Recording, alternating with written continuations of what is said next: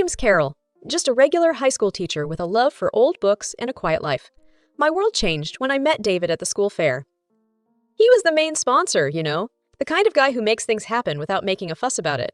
He had that quiet confidence and a smile that could light up the gloomiest day.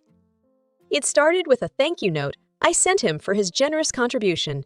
He replied with invitation for coffee, saying it was the least he could do for the hard work we teachers were putting in. I remember walking into that coffee shop, my heart racing a bit, thinking, Carol, it's just coffee, not a moon landing.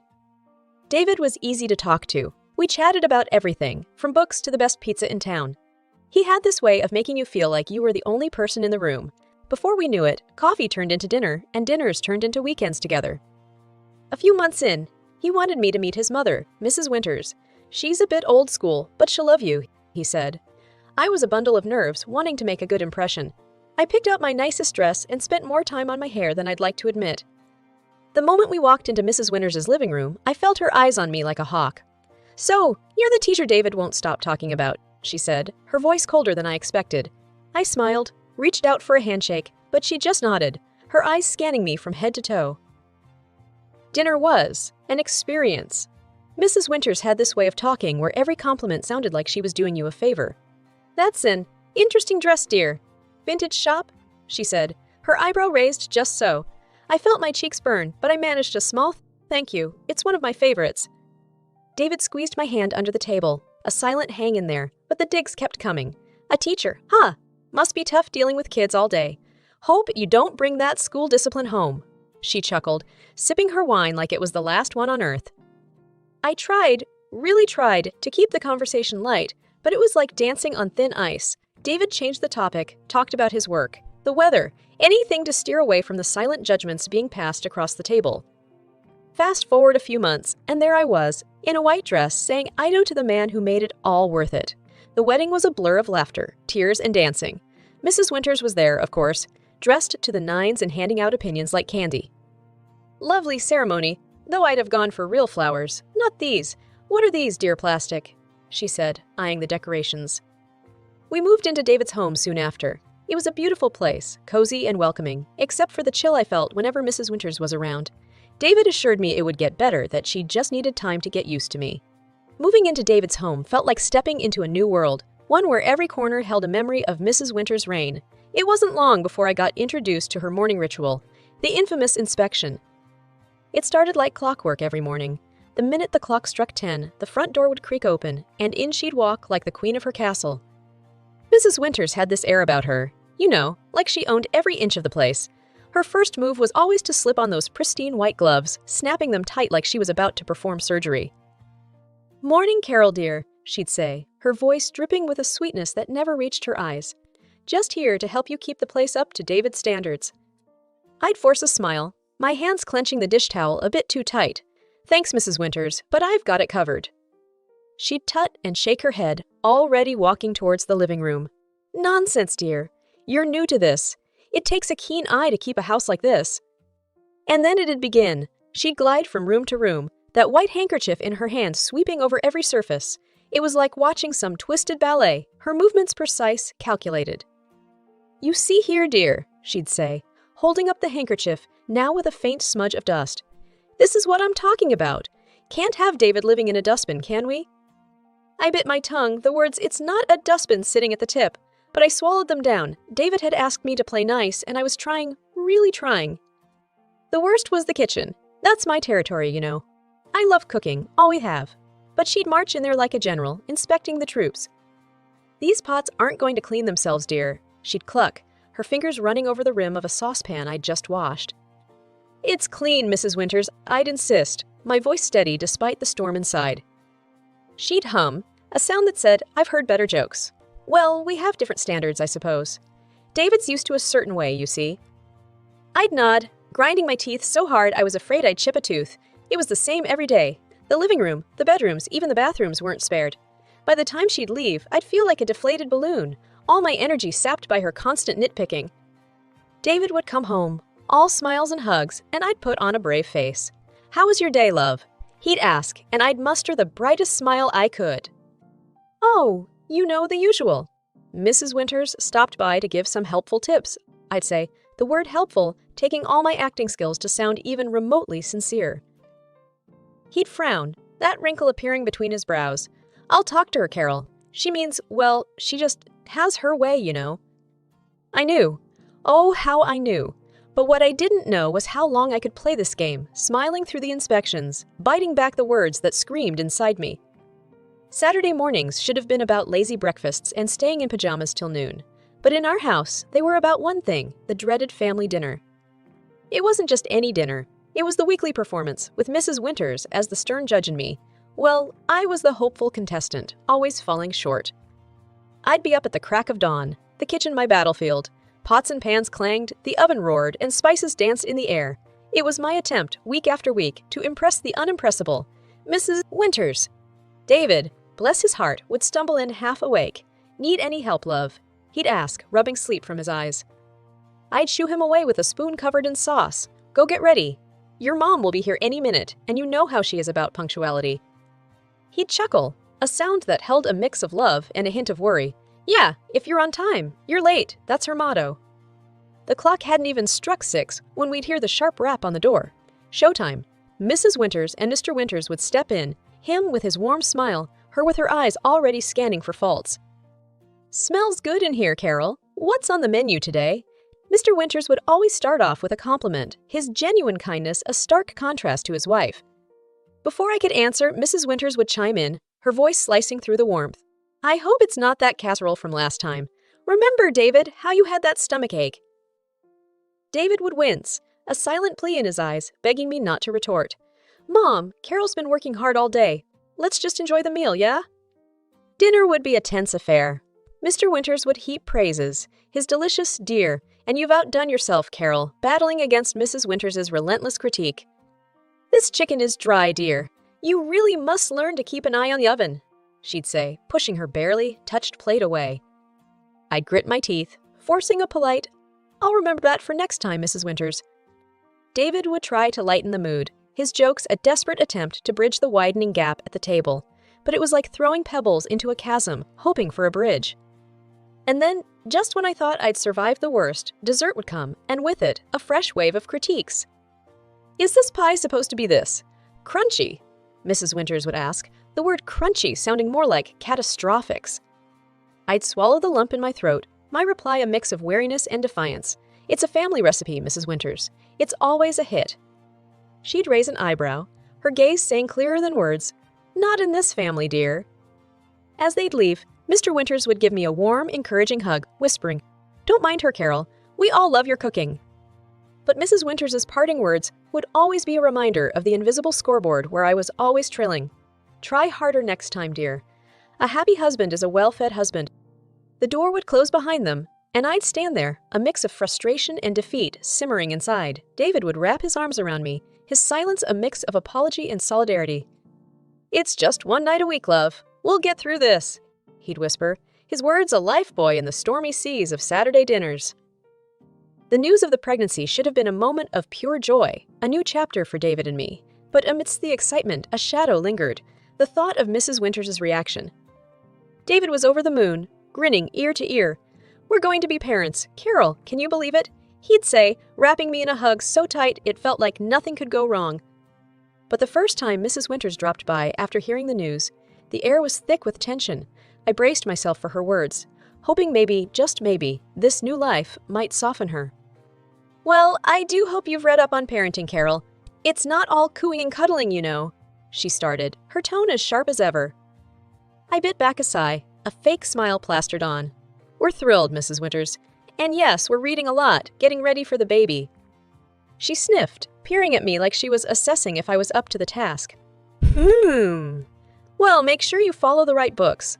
Some of these modern ideas are just nonsense." David squeezed my hand under the table, a silent message of support. But as the weeks turned into months, the pressure didn't ease. Mrs. Winters's visits became a litany of advice and thinly veiled criticism. "You're not eating enough greens, Carol. You want the baby to be healthy, don't you?" she'd say, eyeing my plate like it was a crime scene. Or "Make sure you're not being too lazy. Exercise is important, but don't overdo it. You wouldn't want to harm the baby." It was a no-win situation. Do too little and I was careless. Do too much and I was reckless. The breaking point came one quiet afternoon. Mrs. Winters had just left. Her parting words, "Make sure the nursery is painted soon. You don't want the baby coming home to an unready house," ringing in my ears. David found me in the nursery, the paint samples scattered around, tears streaming down my face. "Carol, what's wrong? Talk to me, love," he said, his voice laced with worry. I let it all out. The frustration, the hurt, the exhaustion. "I can't do this anymore, David. It's like I'm walking on eggshells in my own home. Your mother. It's just too much." David's face hardened, a rare sight. "I'll talk to her, Carol. This ends now. You and the baby are my priority." And he did. That evening, I heard hushed, tense voices from the living room. I couldn't make out the words, but the tone was clear. David was setting boundaries, fighting for our little family. The next day, Mrs. Winters's visits stopped. No more morning inspections, no more veiled insults. It was a relief, yet the silence felt heavy, charged with unsaid words and unresolved tensions. David was quieter too, his smiles not reaching his eyes. "She's my mom, Carol. It hurts, but you and the baby come first." "Always?" I held him close, the future uncertain but our resolve clear. We were a team, and we'd face whatever came next, together. 7 years flew by since Lily, our little bundle of joy, came into our world. David was a doting father, his love for Lily shining in his every action. My father-in-law, a gentle soul, adored his granddaughter, his face lighting up with every giggle and every new word Lily spoke. But there was a chill that never thawed, a coldness that lingered in the air whenever Mrs. Winters was around. She kept her distance from Lily, her words as sharp as ever. "Children should be seen and not heard," she'd say, dismissing Lily's cheerful chatter as nothing more than noise. Lily, with her big heart and innocent eyes, couldn't understand why her grandma wasn't like the ones in her storybooks. She'd try, in her own sweet way, to win over Mrs. Winters. "Look, Grandma, I drew this for you," she'd say, holding up a crayon masterpiece. Mrs. Winters would barely glance at it, her voice devoid of warmth. "That's nice, dear. Now go play, Grandma's busy." But Lily never lost her spirit. She found her passion early, cooking. The kitchen was her kingdom, her small hands skillfully mixing, stirring, and baking. Every weekend was a new adventure, her culinary creations a source of pride for us. "Look, Daddy, I made cookies," she'd exclaim, her face beaming as she presented her latest work. David would scoop her up, his laughter filling the room. "Chef Lily, you have outdone yourself! These are delicious!" Even my father-in-law couldn't resist Lily's kitchen magic. "My little chef," he'd say, his eyes twinkling as he took a bite, "you'll be running your own restaurant in no time." Their words were a balm to Lily's soul, a stark contrast to the cold indifference she received from Mrs. Winters. But children have a resilience, a way of focusing on the love they receive, not the affection withheld. One evening, as Lily set the table, her latest culinary creation taking center stage, she looked up at me, her eyes serious. "Mom, why doesn't Grandma like my cooking? Doesn't she like food?" I knelt beside her, my heart aching with the innocence of her question. "Sweetheart, Grandma, she's just different. But your cooking is wonderful, and Daddy and Grandpa and I, we love it. That's what matters, right?" Lily nodded, her smile returning, the shadow of Mrs. Winters' indifference brushed aside by the love of those who mattered most. The Christmas invite from Mrs. Winters was a surprise, but Lily's excitement at the chance to showcase her cooking made us accept.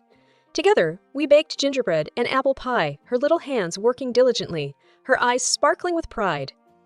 "Grandma and everyone are gonna love these, right, Mom?" she'd ask, her confidence as warm as the oven. "Absolutely, sweetheart," I'd reassure her, though a part of me dreaded the unpredictable tides of Mrs. Winters' approval.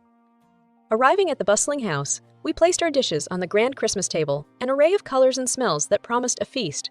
Lily's face was a picture of joy and anticipation as we mingled, catching up with relatives we hadn't seen in ages. But as we settled at the table, ready to share the meal and the joy of the season, Lily's excitement turned to confusion, then distress. "Mom, where's our gingerbread and pie?" she whispered, her small voice trembling.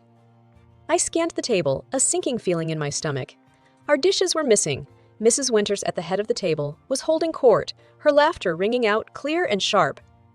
I approached her, my voice firm but polite. "Mrs. Winters, the dishes Lily and I brought, where are they?" Her laughter cut through the festive hum, cold and piercing. "Oh, those." "I tossed them out, dear. We can't risk serving just anything to our guests, can we?" The room fell silent, the air heavy with shock and disbelief. Lily's eyes filled with tears, her dream of sharing her love through her cooking dashed in an instant. "But I made them for everyone. I worked so hard," she managed to say, her voice a fragile whisper against the weight of her grandmother's harsh words. Mrs. Winters shrugged, her eyes void of any warmth. "Well, dear, not everything made with love is fit for the table. Better safe than sorry." That was the last straw. David, who had always been the bridge between his mother and our family, stood abruptly, his chair scraping against the floor loudly. "Mom, that's cruel. How could you?" he said, his voice steady, but loaded with an anger I had rarely seen in him. "Lily poured her heart into those dishes.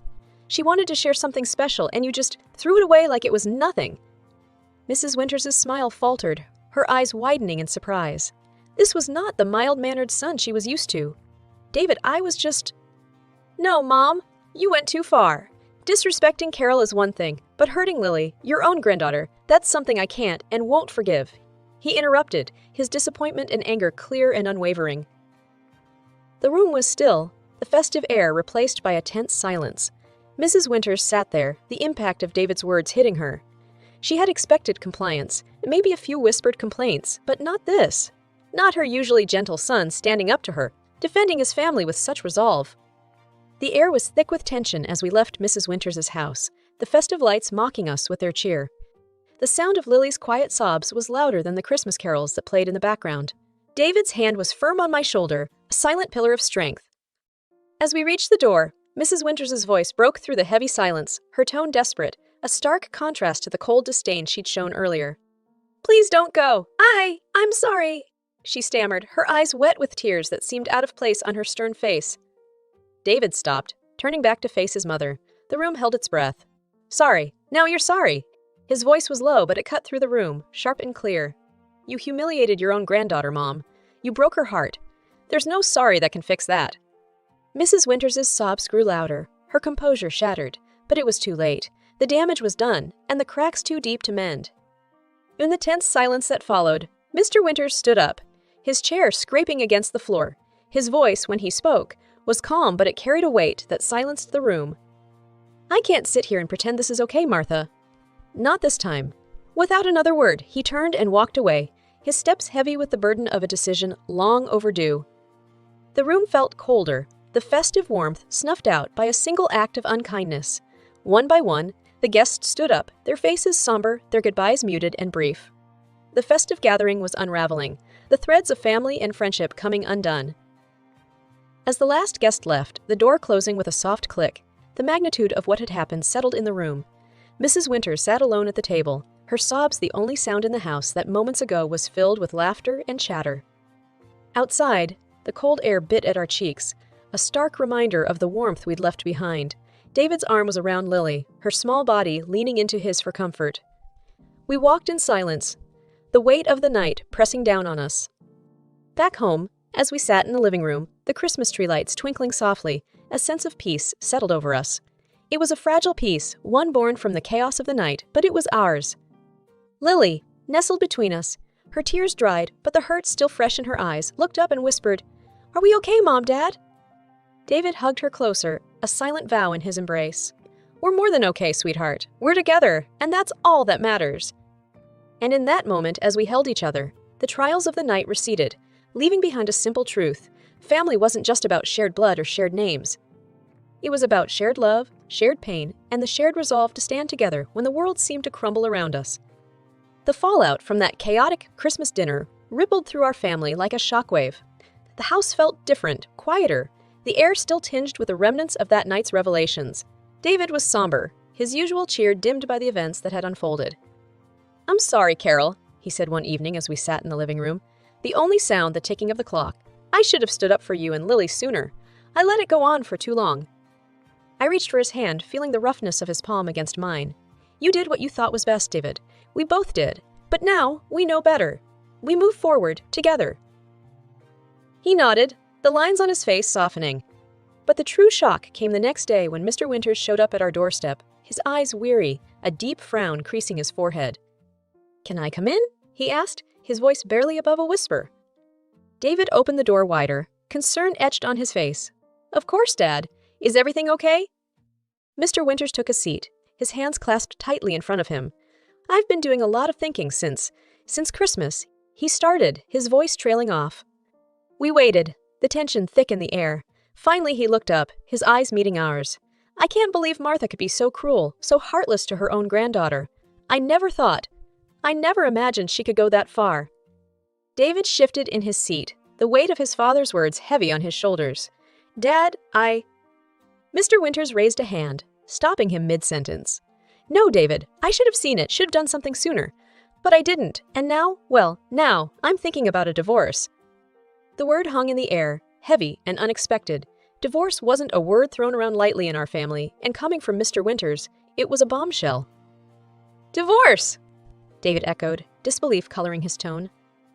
Mr. Winters nodded, a resolute look on his face. I can't be with someone who shows such cruelty not just to Carol and Lily, but to her own family. I've turned a blind eye for too long, hoping things would change. But after what happened at Christmas, I can't ignore it anymore. We sat in silence, each lost in our thoughts. The decision was monumental, not just for Mr. Winters, but for all of us. It was a line in the sand, a declaration that enough was enough. Whatever you decide, Dad, we're here for you, David said, his voice firm. You've always been there for us, and that won't change. Mr. Winters smiled, a weary, sad smile. Thank you, son. That means more than you know. In the days that followed, our family found a new rhythm, a new way of being. The shadows of the past lingered, but so did the promise of a fresh start, a chance to build something stronger and more resilient from the broken pieces. Lily's laughter returned, filling the house with a warmth that pushed back the darkness. And as we sat together, the three of us with Mr. Winters now a more frequent visitor, I realized that family wasn't about tolerating the intolerable. It was about standing up for each other, about choosing love and respect over blood and tradition.